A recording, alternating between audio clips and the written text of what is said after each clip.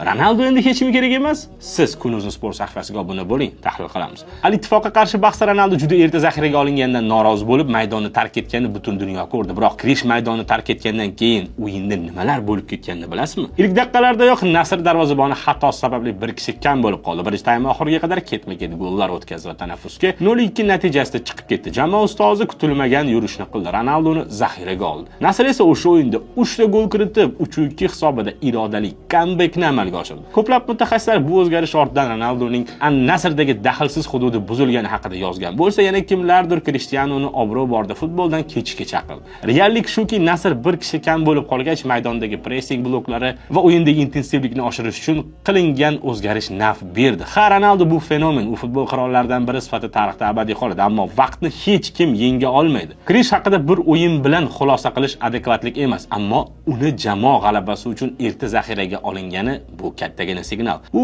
o'ziga o'zi yaratgan marrasi 1000 ta golni tezroq zabt etish kerak. Aks holda yillar davomida yiqqan obro'siga karyerasidagi so'nggi o'yinlar soya solib qo'yishi hech gap emas. Bu masalada siz qanday fikrdasiz? Izohlarda albatta yozib keting.